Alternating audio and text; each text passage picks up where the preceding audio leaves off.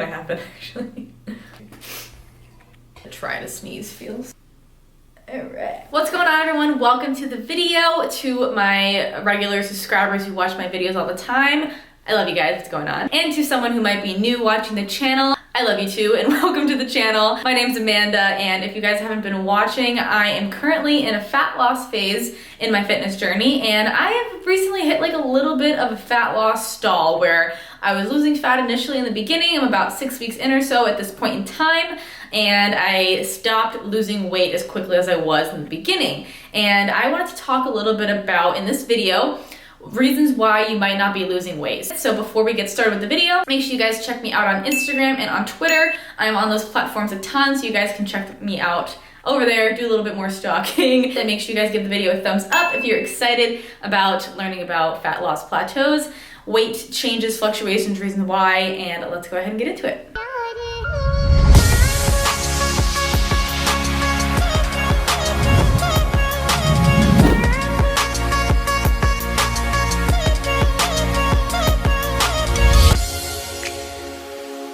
Before we get started, how many of you guys would totally hate me if I recorded this for my podcast too? I hope it's not distracting, but this video might be long, and I think people on the podcast, I have a podcast if you guys don't know, it's essentially just the audio. It's just me talking, and I wear these weird headphones. Is this distracting for you? If it is, I'm so sorry, but there's a lot of people that don't have time to watch YouTube videos, or they're just commuting and driving quite often, or they just want to listen to something on the go, and they don't listen to YouTube videos, and I want to make sure I help those people too, because this topic is really important, and this video might be long. I'm sorry if it is. I hope you guys aren't offended. I love both my YouTube and podcast people. I think there's a lot of crossover too. So reason number one why you might not be losing fat is that you're eating too much. And I know this is probably something a lot of you guys already know. If you guys have been a subscriber of mine for a while, or you're already like pretty aware of the fact that there's caloric surpluses and caloric deficits, you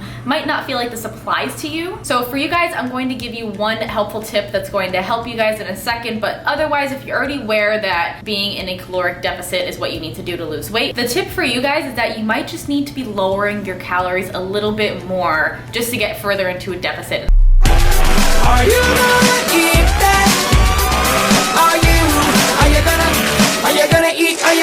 gonna eat that? For those of you who might not know, fat loss is essentially created because of a caloric deficit. So unless you are a beginner, or unless you're just getting started in the gym, or you're a genetic freak or something, fat loss is essentially because you have to be in a caloric deficit, which just means that you're eating or consuming less, or you're burning more energy, burning more calories than your body is required of you. So a lot of you guys might just not know that you're not in a caloric deficit. You might think that you're going to a restaurant, you're ordering an egg white omelet, you're getting a side of potatoes or something like that, but you don't know that the egg white omelet is probably doused in oil. You're probably going 200 or 300 calories over on that meal alone because you're just not really aware. Or you might be going to a restaurant ordering a salad, right? Salad sounds healthy. You just pick the salad, you're like, sure, that one sounds great. And the restaurant isn't in 2017, doesn't have the calories listed, because a lot of restaurants do nowadays, but the salad might have 800 calories just from the dressing alone. And if you don't get the dressing on the side or opt in for a lower calorie dressing, you might just be going over your caloric deficit that you thought you were creating for yourself by choosing the healthier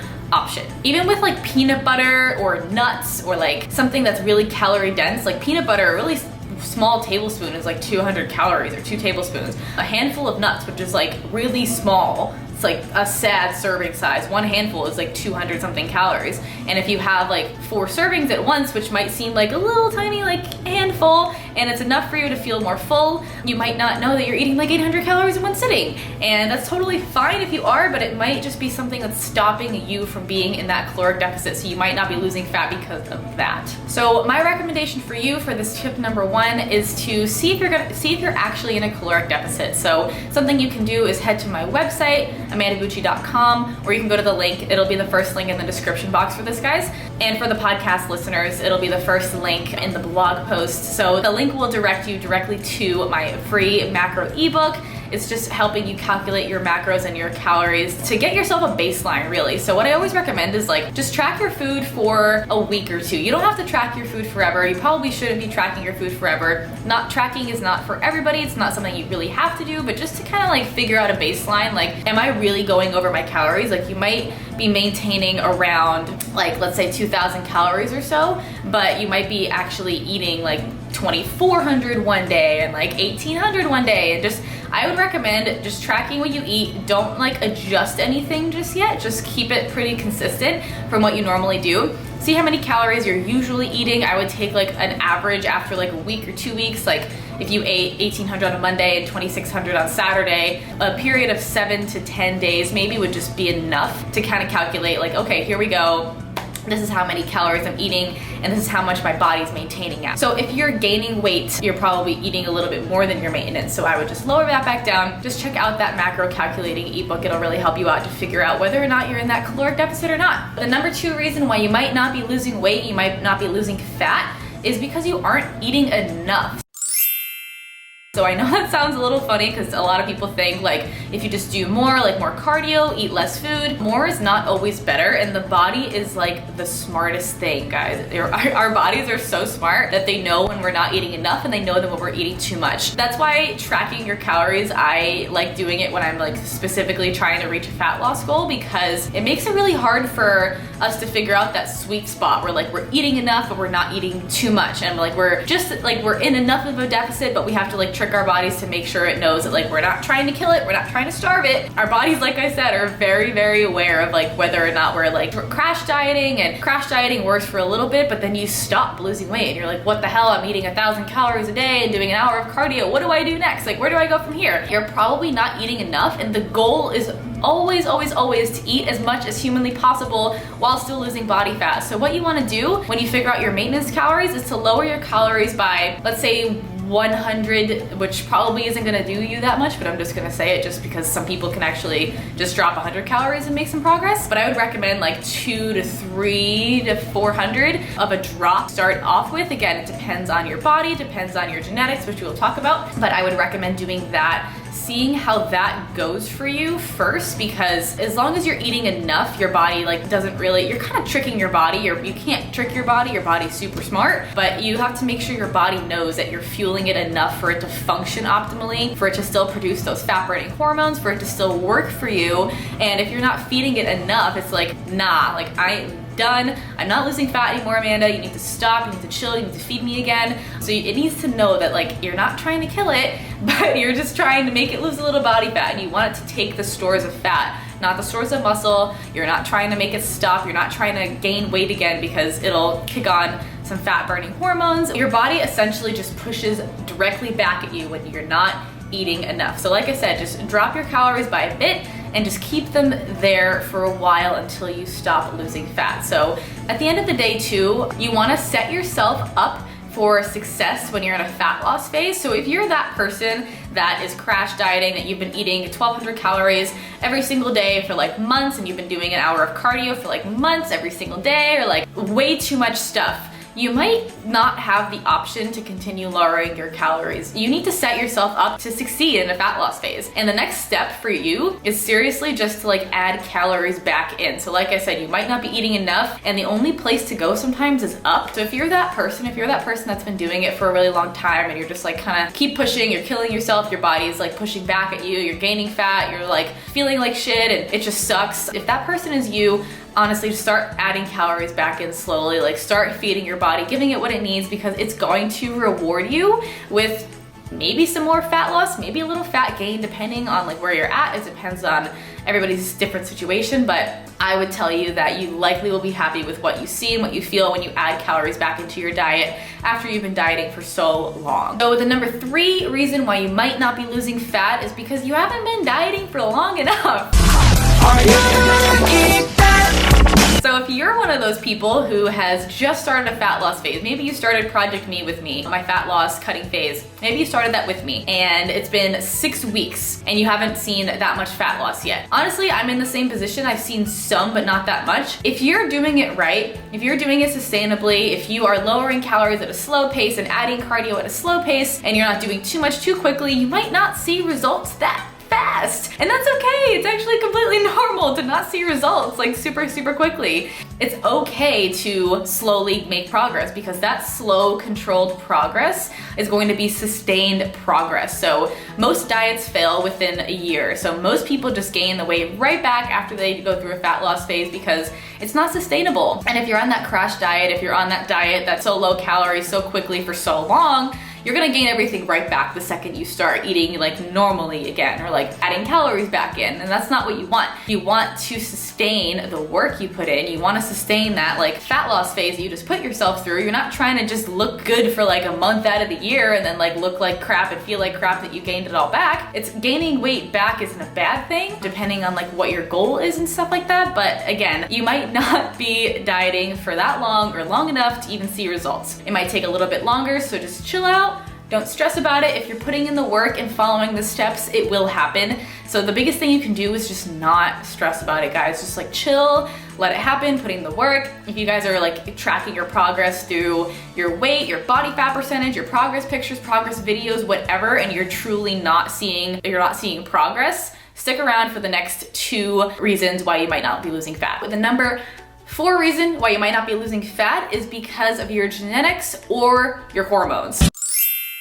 So these are huge. They actually get skipped over a bit, and I don't want to tell someone that just because they're genetically gifted and that person's gonna lose fat and they're not gonna have to put in any work. Regardless of your genetics, you're going to have to work, you're gonna have to do stuff, you're gonna have to make changes, you're gonna have to be slightly uncomfortable to lose body fat. But everybody's different in terms of where they lose fat and how quickly they lose fat. So for me personally, I'll give you guys an example. For me personally, I hold a ton of weight in my legs, I hold it in my stomach, I hold it in my arms. Like my arms and my back stay leaner than like my stomach and my legs, I guess you could say. So when I lose fat, my legs and my stomach come off last. My arms come off quickly, my back loses fat more quickly in those areas. My face doesn't really gain that much fat, like maybe a little bit. My upper body is usually like the more lean part of me, and my lower half, like from my stomach down, usually gains fat more quickly, and that's where I hold it, that's where I store it, that's where it comes off last. And you can't spot reduce it, and you just have to kind of keep going in your fat loss phase for a period of 3 to 4 months, maybe 5 tops if you're just like doing it super slowly, super sustainably, and you're not making any drastic changes really quickly. I wouldn't recommend staying in a diet phase for longer than that unless you're doing a contest prep, but still that's like a little too long. But again, genetics play a huge part in how quickly you lose body fat and how quickly you don't. So if you're one of those people that is an easy or a hard gainer and you have trouble gaining weight and you have a really easy time losing body fat, you might not be one of those people that has to be in a dieting phase for that long, and it might be kind of easy for you. But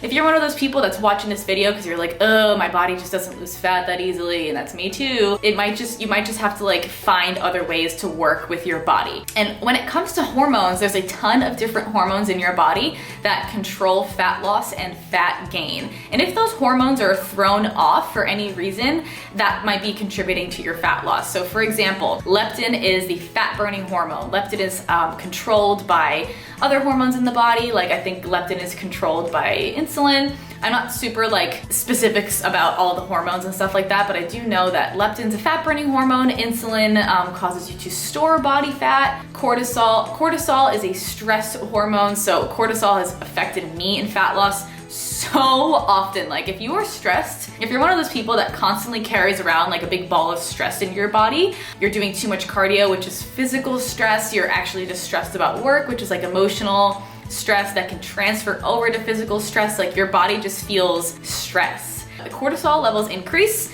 and then your fat burning hormones lower because that cortisol levels increase. So you want your fat burning hormones to be up here, your cortisol levels to be here. If the cortisol goes up, fat burning hormones go down for sure. Your body gets affected, fat burning hormones stop, gain weight. There was actually a period of time when I was doing my first national competition prep, and I was 4 weeks out, right? I looked pretty good. I definitely looked like I was just about 4 weeks out from my show.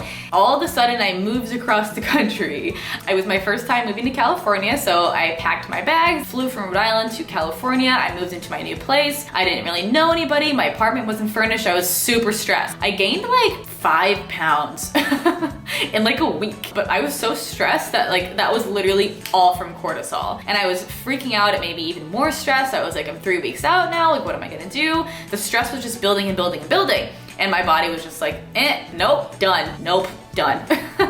And after I figured that out, I talked to my coach, and it was the first time I heard that like cortisol affects your fat loss, and I was like, oh hell no, hell no. Immediately I decided to meditate. I forced my thoughts to be more positive. I was just doing everything I possibly could to like de-stress. I would make sure I got enough sleep, make sure I got enough fluids, make sure I got enough water, make sure I was, again, getting enough sleep is huge, meditating, relaxing, like using adult coloring books, those are great. Anything I could do to de-stress. And then the week later, boom, I looked like I was ready to compete. So again, fat loss can 1000% be affected by hormones. Other hormones that can affect your fat loss are ghrelin. Ghrelin is the hunger hormone. So the hunger hormone might increase when your fat loss is stalling because it wants you to eat more, right? Like your body's like, I need to eat more food.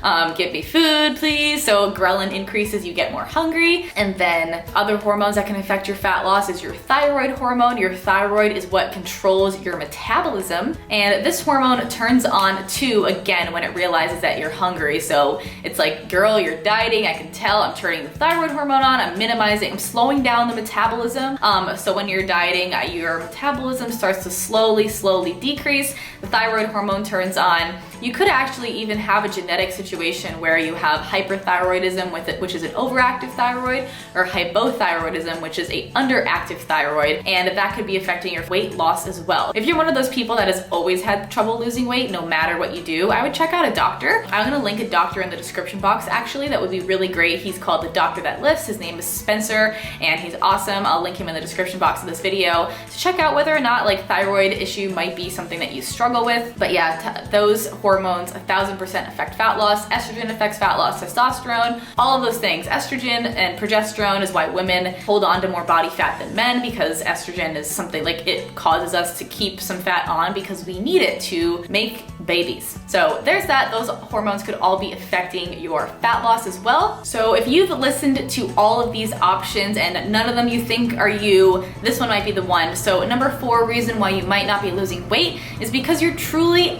at a fat loss stall. Are you gonna eat that? So all the other reasons, you might just not be at the fat loss stall phase yet. You might just be not eating enough. You might be eating too much.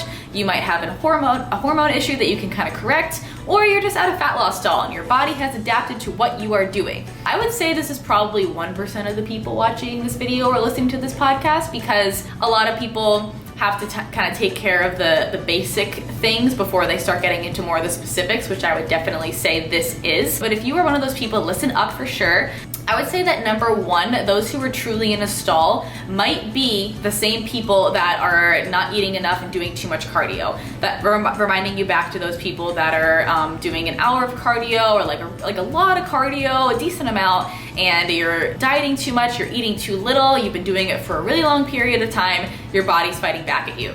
Your body's adapted to what you're doing. Literally the only way to go from there is up, guys. Like the only way to go from there is to add calories back in. So a few things that you can do, if it hasn't been that long, I would recommend implementing maybe some carb cycling, which I have a video about. I will link it right here. There's also something you can do called a diet break, which is where you add calories back in, stay at maintenance for a period of 7 to 14 days. I've done that multiple times in my contest preps. It has been an amazing way for me to continue, or for anybody to continue burning body fat, because your body's like, oh, you're feeding me again? Like, cool. I'm gonna increase those hormones, but increase them just enough, or add calories back in for just a long enough period of time for you to not like gain fat, but you kind of either maintain, or your body's like, cool, hormones, good to go. Let's lose fat again. Like, let's keep going. So that's another thing you can implement.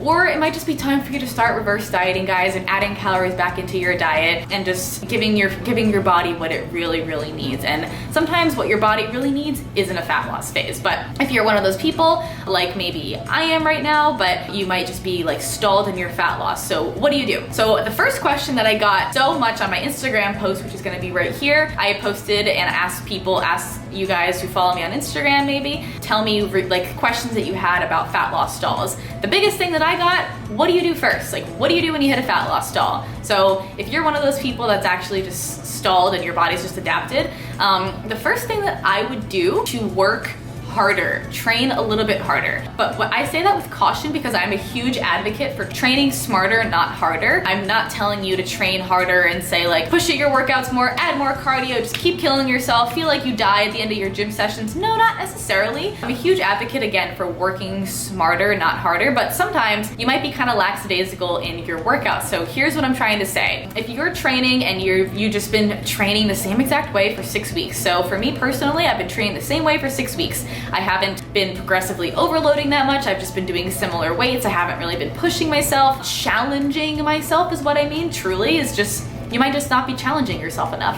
And so what I would do there is to increase the weights of what you're doing, push yourself in the weights a little bit, add more weight, so that's more progressive overload for you, which just means that you're challenging your muscles to work harder. You're increasing and forcing an energy demand on your body. So work harder. I would also just really focus more through your lifts. So if you're just kind of going through the motions, you're just like, yeah, bicep curls or shoulder prep, like whatever, really focus and like put more of an emphasis on your muscle mind connection, because that is going to create more, again, of an energy demand. It's going to force your body to be more challenged. Try switching things up a little bit and increasing your weights, challenging yourself a little bit more. Something else that you can do is to decrease rest times with your bodybuilding accessory movements. So I wouldn't decrease rest times with your compound lifts because you need that certain longer rest time when you're doing squats. Like, you shouldn't be doing sets of 4 heavy squats and then doing 30-second rest in between. Like, no, you still need time to recover. But what you can do is if you're doing a superset of like face pulls and shoulder press, you can like minimize the rest time between those. And again, like I said before, progressive overload. So that just means that you're adding